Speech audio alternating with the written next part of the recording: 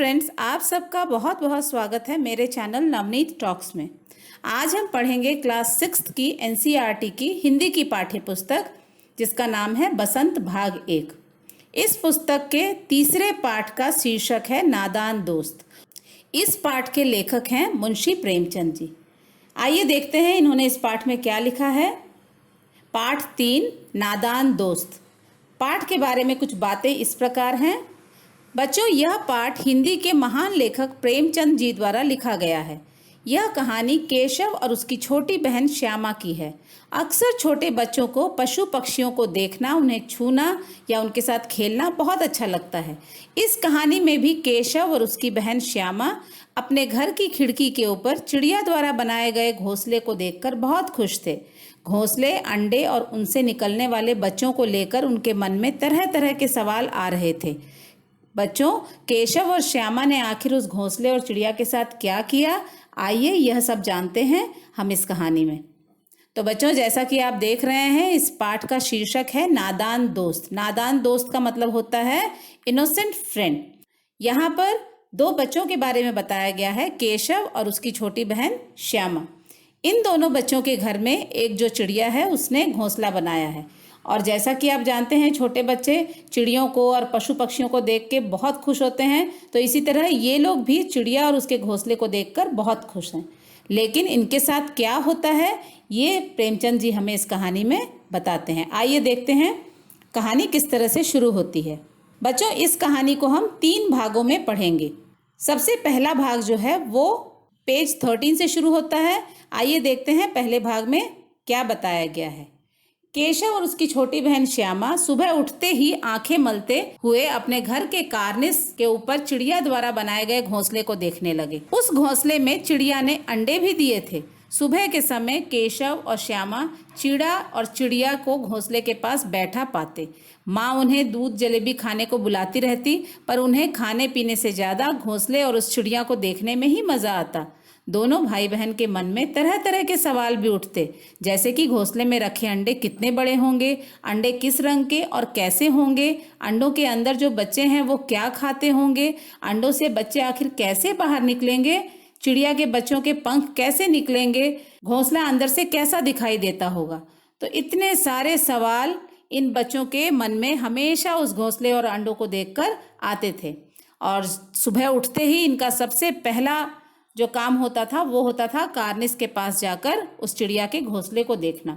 बच्चों, यहाँ कार्निस का मतलब होता है खिड़की या फिर दरवाजे के ऊपर का जो स्पेस होता है उसे कार्निस कहा जाता है। और वहीं पर चिड़िया ने एक घोंसला बनाया था। माँ इन बच्चों को बार बार खाने के लिए बुलाती रहती, लेकिन इन बच्चों को घोंसले को देखना और अंडों को देखना ही अच्छा लगता था। तो आइए देखते हैं आगे ये बच्चे क्या करते हैं। ये सवाल दोनों बच्चे एक दूसरे से ही पूछते रहते, क्योंकि इन सवालों का जवाब देने वाला कोई नहीं था। उनकी माँ घर के कामों में व्यस्त रहती और बाबूजी पढ़ने लिखने में। श्यामा अपने भाई से पूछती कि क्या बच्चे अंडों से निकलते ही उड़ जाएंगे। केशव किसी विद्वान की तरह कहता कि बच्चों के पंख निकलने के बाद ही वे उड़ेंगे। श्यामा फिर पूछती कि चिड़िया अपने बच्चों को क्या खिलाएगी। इसका जवाब तो केशव भी नहीं दे पाता। कुछ दिन और बीत गए। केशव और श्यामा सोचने लगे, अब तो बच्चे अंडों से निकल गए होंगे, चिड़िया के बच्चे आखिर क्या खाएंगे। बच्चों, जैसे जैसे दिन गुजरते गए, बच्चों की उत्सुकता उन अंडों को लेकर बढ़ती गई। इनके मन में जो सवाल होते उनका जवाब उन्हें ना तो माँ से मिलता और ना ही अपने पिता से, क्योंकि वो दोनों ही अपने अपने कामों में व्यस्त थे। चूंकि श्यामा छोटी थी, इसीलिए वो तरह तरह के सवाल अपने बड़े भाई केशव से किया करती थी। केशव को भी जितना पता होता वो उसका जवाब देता, और कुछ सवालों का जवाब तो उसे भी पता नहीं होता। तो आइए देखते हैं आगे इन बच्चों को किस तरह से इन अंडों की चिंता खाए जा रही। श्यामा को चिंता हो रही थी कि चिड़िया अपने बच्चों को खिलाने के लिए इतना सारा दाना कहाँ से लाएगी, कहीं बच्चे भूख से मर ही न जाएं। तब दोनों बच्चों ने फैसला किया कि थोड़ा सा दाना कार्निस के ऊपर ही रख दिया जाए, जिससे चिड़िया को अपने बच्चों के लिए दाना लेने कहीं भी जाना ना पड़े। अब केशव और श्यामा को ये लगने लगा कि बच्चों को धूप भी तो लगती होगी। वे सोचने लगे कि कहीं गर्मी के कारण चिड़िया के बच्चे प्यास से तड़प कर मर न जाएं। घोंसले के ऊपर अगर कपड़े से छत बना दिया जाए तो बच्चों को धूप से बचाया जा सकता है। तो बच्चों, जैसा कि ये दोनों जो बच्चे थे, केशव और श्यामा, इन्हें लग रहा था कि अंडे फूट चुके होंगे, उनसे चिड़िया के बच्चे निकल चुके होंगे और अब वो खाएंगे क्या, इस बात की इन्हें बहुत चिंता हो रही थी। और उन्हें यह भी लग रहा था कि इनकी जो माँ है वो कितनी बार इन बच्चों के लिए दाना लेने जाएगी। और यही सोचकर उन्होंने थोड़े से दाने कार्निस के ऊपर ही रखने का फैसला किया। साथ में बढ़ती हुई गर्मी को देखते हुए इन्हें यह भी फिक्र होने लगी, कहीं बच्चों पर धूप तो नहीं लग रही होगी और इस कड़ी गर्मी में कहीं ऐसा ना हो कि छोटे बच्चे प्यास से तड़प कर मर जाएं। तभी उन्होंने फैसला किया कि इस घोंसले के ऊपर कपड़े की एक छत सी बना दी जाए ताकि धूप इन बच्चों पर ना लगे। आइए देखते हैं ये बच्चे किस तरह से कपड़े की छत उस घोंसले के ऊपर बनाते हैं। साथ ही वहां दाना और एक प्याले में पानी भी रख देना ठीक रहेगा। श्यामा मटके से चावल निकाल लाई और केशव ने तेल रखने वाले प्याले को साफ करके उसमें पानी भर दिया। अब वे सोचने लगे आखिर कपड़े की छत कैसे बनाई जाए। बहुत सोचने पर भी उन्हें कोई उपाय नहीं सूझा। तभी केशव को एक उपाय सूझा कि कपड़े की छत की जगह कूड़ा फेंकने वाली टोकरी से घोंसले के ऊपर छत बनाई जा सकती है। तो बच्चों, जैसा कि ये दोनों बच्चे उन अंडों को और बच्चों को लेके काफ़ी परेशान थे, तो उन्होंने सबसे पहले तो कार्निस के ऊपर दाना और एक प्याले में पानी रख दिया। उसके बाद उन्होंने जब छत बनाने की सोची तो उन्हें समझ ही नहीं आया कि कपड़े की छत आखिर कैसे बनाई जाए। तभी जो बड़ा भाई था केशव, उसे एक उपाय सूझा कि घर में जो कूड़ा फेंकने वाली टोकरी होती है उसे ही घोंसले के ऊपर किसी तरह से टिका कर रख दिया जाए ताकि उसकी छाया से अंडे और बच्चे सुरक्षित रहें। तो आइए आगे देखते हैं इस कहानी में क्या होता है। केशव के कहने पर श्यामा दौड़कर टोकरी ले आई, लेकिन उसने देखा कि टोकरी में एक छेद है और हो सकता है इस छेद से चिड़िया के बच्चों पर धूप पड़े।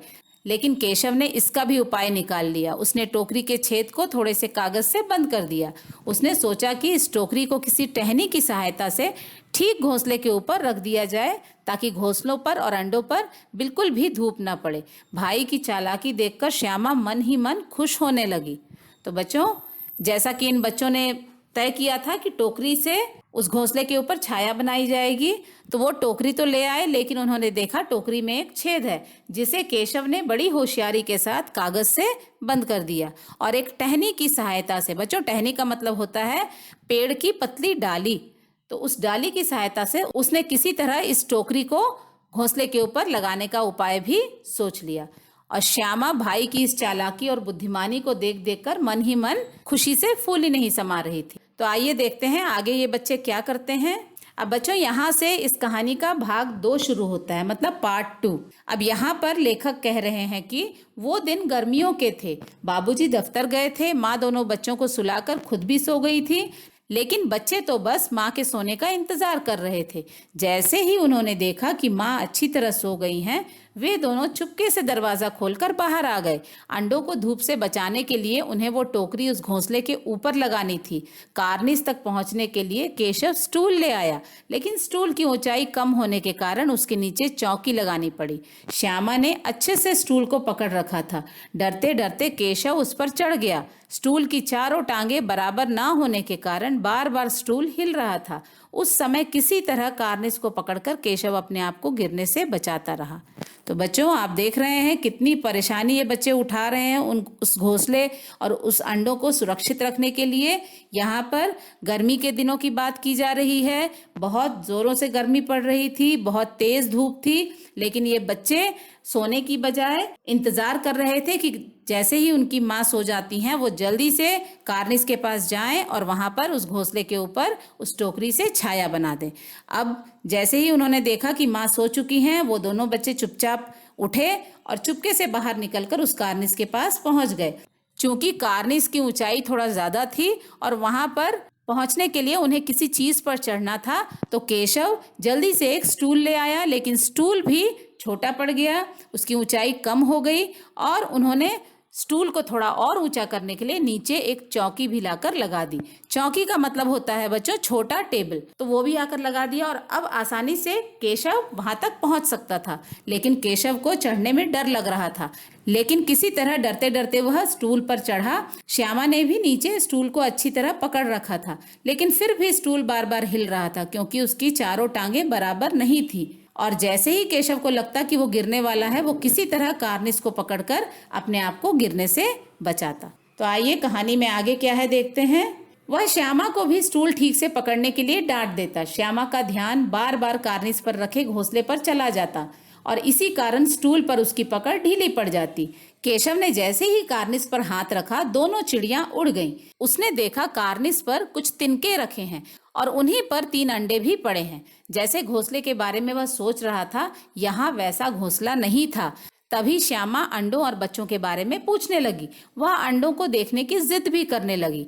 केशव ने उसे समझाते हुए कहा कि पहले वह उसे कपड़े का कोई टुकड़ा दे जिसे बिछाकर वह उस पर अंडों को रख सके। श्यामा दौड़कर एक कपड़ा ले आई और केशव ने उस कपड़े की गद्दी जैसी बनाकर अंडों को उस पर रख दिया। श्यामा फिर अंडे देखने की जिद करने लगी। तो बच्चों, किसी तरह केशव स्टूल की सहायता से कार्निस तक पहुंच गया और जैसे ही उसने कार्निस पर अपना हाथ रखा, जो दोनों चिड़िया घोंसले में बैठी हुई थी दोनों उड़ गईं और केशव ने देखा कि वहां घोंसले जैसी कोई चीज है ही नहीं, सिर्फ कुछ तिनके पड़े हैं और उन तिनकों के ऊपर ही 3 अंडे भी रखे हुए हैं। उसे लगा कि इन अंडों को थोड़ा सुरक्षित रूप से रख देना चाहिए, लेकिन यहाँ श्यामा बार बार अंडों और बच्चों को देखने की जिद कर रही थी। केशव ने उसे समझाते हुए कहा कि पहले उसे एक कपड़ा दे ताकि वो इन अंडों को सुरक्षित रूप से उस कपड़े के ऊपर रख सके। श्यामा झट से कपड़ा ले आई और केशव ने उन अंडों को उस कपड़े के ऊपर रख दिया। अब आइए देखते हैं इसके बाद अब बच्चों आइए देखते हैं आगे वो दोनों बच्चे क्या कर रहे हैं। केशव ने उसे समझाया और कहा कि पहले घोंसले के ऊपर छाया करने दे, बाद में वह उसे अंडे दिखाएगा। केशव ने टोकरी घोंसले के ऊपर लगा दी और श्यामा को दाना और प्याले में पानी लाने को कहा। श्यामा दौड़कर वो भी ले आई। केशव ने ये दोनों चीजें टोकरी के नीचे रख दी और धीरे से उतर गया। श्यामा अब जिद करने लगी कि वह खुद चढ़कर घोंसले और अंडों को देखेगी। केशव ने उसे डांटा और कहा कि अगर कहीं वो गिर गई तो उसे माँ से बहुत डांट पड़ेगी। अंडे अब बिल्कुल सुरक्षित हैं, जब उनसे बच्चे निकलेंगे तो हम दोनों मिलकर उन्हें पालेंगे। केशव ने देखा कि चिड़िया अब कार्निस पर नहीं बैठ रही है। उसे लगा शायद उन दोनों के डर से चिड़िया वहां नहीं आ रही है। केशव ने स्टूल और चौकी दोनों वहां से हटा दिया। जैसे ही केशव ने उस टोकरी की छाया उस घोंसले और अंडों पर कर दी, उसने श्यामा को पानी और दाना लाने के लिए कहा। श्यामा वह भी ले आई। इन दोनों चीजों को भी केशव ने टोकरी के नीचे रख दिया और धीरे से वहां से उतर गया। जैसे ही श्यामा ने देखा कि केशव ने उसे अंडे नहीं दिखाए और वो नीचे उतर चुका है, तो वह जिद करने लगी कि वह खुद ही चढ़कर अंडों को देखेगी। लेकिन यहाँ केशव ने उसे डांटा और कहा कि अगर स्टूल पर चढ़ते हुए वह गिर गई तो माँ से उसे बहुत डांट पड़ेगी। और केशव ने उसे समझाते हुए यह भी कहा कि अंडे अब बिल्कुल सुरक्षित हैं। थोड़े दिनों में जब इन अंडों से बच्चे निकल जाएंगे तो हम उन्हें पालेंगे। तभी केशव ने एक और बात देखी कि अब जो चिड़िया है वो कार्निस पर नहीं आ रही है। केशव को लगा शायद चिड़िया उन दोनों को वहां देखकर डर गई होगी और यही सोचकर केशव ने वहां से स्टूल और चौकी भी हटा दी और खुद भी वहां से हट गए। अब आइए देखते हैं लेखक आगे कहानी में क्या बता रहे हैं। अंडे ना देख पाने के कारण श्यामा रोने लगी और उसने कहा कि वह सारी बात अम्मा को बता देगी। केशव उसे डांटने लगा। उसी समय अचानक अम्मा दरवाजा खोलकर दोनों के पास आई और दोनों को ना सोने और धूप में बाहर निकलने के लिए डांटने लगी। केशव को डर था कि कहीं श्यामा घोंसले वाली बात अम्मा को ना बता दे, क्योंकि उसने श्यामा को अंडे नहीं दिखाए थे। लेकिन श्यामा ने कुछ नहीं कहा क्योंकि वह जानती थी कि इन सब में वो भी केशव के साथ ही थी और ये बात पता चलते ही अम्मा उसे भी डांटेंगी। माँ दोनों को अंदर ले गई और उन्हें सोने को कहा। अब दोनों बच्चे सो चुके थे। तो बच्चों, श्यामा को बहुत चाह थी कि वो उन अंडों को देखे, लेकिन जब उसके भाई केशव ने उसे अंडे नहीं दिखाए तो उसने अपने भाई को यह धमकी भी दे डाली कि ये सारी बातें वो जाकर माँ को बता देगी। केशव उसे डांटने लगा, लेकिन तभी उन दोनों की आवाज़ सुनकर माँ जो अंदर सो रही थी वो भी दरवाज़ा खोलकर बाहर आ गई और बच्चों को डांटने लगी कि वो इतनी धूप में बाहर क्या कर रहे हैं। केशव को डर लग रहा था कि कहीं श्यामा इस अंडों और घोंसलों वाली बात अम्मा को ना बता दे, लेकिन श्यामा यहाँ चुप ही रही क्योंकि वो जानती थी कि इन सब में वो हमेशा अपने भाई के साथ थी और अगर माँ को यह बात पता चलती है तो डांट दोनों को पड़ेगी। इस तरह से अम्मा उन्हें डांटते हुए घर के अंदर ले गई और उन्हें फिर से सोने के लिए कहा। तो यहाँ पर दोनों बच्चे अब तक थक चुके थे, इसीलिए उन्हें नींद आ गई और वो सो गए। अब यहाँ से बच्चों कहानी का भाग 3 शुरू होता है, पार्ट 3, जो कुछ इस प्रकार है। शाम 4 बजे अचानक श्यामा की नींद खुली। दरवाजा खुला था। वह दौड़ती हुई बाहर आई और उसने देखा कार्निस में रखी टोकरी वहां नहीं थी और अंडे नीचे टूटे पड़े थे। वह अपने भाई केशव को उठाते हुए जोर से बोली, भैया अंडे नीचे पड़े हैं और लगता है बच्चे निकलकर उड़ गए। केशव जल्दी से उठकर बाहर आया और उसने देखा कि तीनों अंडे नीचे टूटे पड़े हैं, साथ ही पानी की प्याली भी वहीं टूटी पड़ी है। अब चूंकि बच्चे बहुत थके थे, उन्हें बहुत गहरी नींद आ गई, लेकिन अचानक शाम 4 बजे श्यामा की नींद खुल गई और वो तुरंत कार्निस के पास उस घोंसले और अंडों को देखने के लिए आ गई। लेकिन वहां आते ही उसने कुछ और ही नज़ारा देखा। उसने देखा कि अंडे जो ऊपर रखे थे वो नीचे गिरकर टूटे पड़े हैं। अंडों को टूटा हुआ देखकर वो घबरा गई और अपने भाई को बुलाने के लिए दौड़ी। केशव ने जैसे ही श्यामा की बात सुनी, वो भी दौड़ा दौड़ा बाहर आया और उसने भी देखा कि तीनों अंडे टूटे पड़े हैं और जिस प्याली में उन्होंने पानी रखा था वह भी नीचे टूटा हुआ पड़ा है। तो आइए बच्चों देखते हैं वो अंडे कैसे टूटे, उन्हें किसने तोड़ा। केशव टूटे अंडों को देखकर घबरा गया। श्यामा ने पूछा कि बच्चे कहाँ उड़ गए। केशव ने गुस्से में जवाब दिया कि अंडे ही फूट गए तो बच्चे कहाँ से आएंगे। फूटे अंडों से निकला सफेद पानी ही कुछ दिनों में बच्चों का रूप ले लेता। तभी माँ हाथ में पतली डंडी लेकर गुस्से में वहां आई और बच्चों के फिर से धूप में निकलने के कारण उन्हें डांटने लगी। श्यामा ने उन्हें कहा कि चिड़िया के अंडे फूट गए। माँ ने बच्चों से पूछा कि कहीं उन्होंने अंडों को छुआ तो नहीं है। माँ के इतना पूछते ही श्यामा ने सारी सच्चाई माँ को बता दी। श्यामा को लगा कि शायद केशव की लापरवाही के कारण ही अंडे नीचे गिर गए होंगे। माँ भी सारी बातें केशव से पूछने लगी। तो यहाँ पर केशव टूटे अंडों को देखकर वैसे ही घबरा गया और उधर श्यामा एक एक करके और सवाल केशव से पूछी जा रही थी, जैसे कि बच्चे कहाँ उड़ गए। केशव ने गुस्से में कहा कि जब अंडे ही फूट गए हैं तो बच्चे कहाँ से आएंगे। अंडों के अंदर से जो निकलता हुआ सफ़ेद पानी है यही कुछ दिनों में बच्चों का आकार ले लेता, लेकिन चूंकि अंडे फूट चुके हैं तो इसके साथ ही बच्चे भी मर गए। तभी बच्चों की बातें करने की आवाज़ सुनकर माँ फिर से हाथ में पतली सी डंडी लेकर गुस्से में वहां आई, क्योंकि वो पहले ही बच्चों को धूप में खेलने से मना कर चुकी थी। लेकिन माँ को देखते ही श्यामा ने उन्हें बताया कि चिड़िया के अंडे फूटे पड़े हैं। माँ ने बच्चों से पूछा कि कहीं उन्होंने चिड़िया के अंडों को हाथ तो नहीं लगाया था। इतना पूछते ही श्यामा ने उन्हें सारी बातें बता दी। श्यामा को अपने भाई केशव के ऊपर बहुत गुस्सा आ रहा था, क्योंकि उसे लग रहा था कि शायद केशव ने ही लापरवाही से अंडों को रख दिया होगा और इसीलिए वो लुढ़क कर नीचे गिर गए और टूट गए। माँ को जैसे ही ये बातें पता चली वो भी बहुत नाराज़ हुई और उन्होंने केशव से सारी बात पूछना शुरू कर दिया। तो आइए बच्चों देखते हैं माँ इन बच्चों से क्या कह रही हैं। माँ के सामने दोनों भाई बहन एक दूसरे को दोषी ठहराने लगे। तब माँ ने केशव को डांटते हुए पूछा कि क्या तुम्हें इतना भी नहीं पता कि अंडों को छूने से अंडे खराब हो जाते हैं और फिर चिड़िया उन्हें नहीं सेती। श्यामा ने डरते हुए माँ से पूछा कि क्या चिड़िया ने ही ये अंडे गिरा दिए हैं। माँ ने कहा कि चिड़िया ने ही अंडे गिराए हैं, लेकिन इन अंडों और उसके अंदर पल रहे बच्चों के मरने का पाप केशव के ऊपर ही आएगा। केशव ने कहा, मैं तो बस अंडों को सुरक्षित रखना चाहता था। केशव की बात सुनकर माँ हंसने लगी। माँ के सामने दोनों भाई बहन एक दूसरे को दोषी ठहराने लगे। तब माँ ने केशव को डांटते हुए पूछा कि क्या तुम्हें इतना भी नहीं पता कि अंडों को छूने से अंडे खराब हो जाते हैं और फिर चिड़िया उन्हें नहीं सेती। श्यामा ने डरते हुए माँ से पूछा कि क्या चिड़िया ने ही अंडे गिरा दिए हैं। माँ ने कहा कि चिड़िया ने ही अंडे गिराए हैं, लेकिन इन अंडों और इसके अंदर पल रहे बच्चों के मरने का पाप केशव के ऊपर ही आएगा। केशव ने कहा, मैं तो बस अंडों को सुरक्षित रखना चाहता था। केशव की बात सुनकर माँ हंसने लगी। कई दिनों तक केशव को अपनी गलती का पछतावा होता रहा। अंडों को ज्यादा सुरक्षित रखने के चक्कर में उसने सब गड़बड़ कर दिया। उस दिन के बाद वो चिड़िया वहां फिर कभी नजर नहीं आई। तो बच्चों, जैसे ही माँ ने दोनों बच्चों को डांटना शुरू किया, दोनों बच्चे एक दूसरे की गलती निकालने लगे। चूंकि केशव बड़ा था, इसीलिए माँ ने उसे डांटते हुए कहा कि क्या तुम्हें इतना भी नहीं पता कि अगर चिड़िया के अंडों को छुआ जाए तो फिर वो अंडे खराब हो जाते हैं और चिड़िया उन्हें नहीं सेती। बच्चों, यहाँ सेती का मतलब होता है पक्षी जब अंडे देते हैं तो दिन में कई बार थोड़ी थोड़ी देर के लिए वो उन अंडों पर बैठते हैं, ताकि उन अंडों को गर्माहट मिले और इसी गर्माहट से जो अंडे के अंदर जो बच्चे हैं वो धीरे धीरे बड़े होने लगते हैं। लेकिन अगर इस दौरान कोई दूसरा उन्हें छूता है तो ये अंडे खराब हो जाते हैं और चिड़िया स्वयं इन्हें गिराकर फोड़ देती है। और श्यामा को बहुत ही आश्चर्य हुआ यह जानकर कि चिड़िया ने खुद ही अपने अंडों को गिराकर फोड़ दिया। लेकिन केशव के मन में बहुत पछतावा था, क्योंकि वह तो सिर्फ उन अंडों की सुरक्षा करना चाहता था।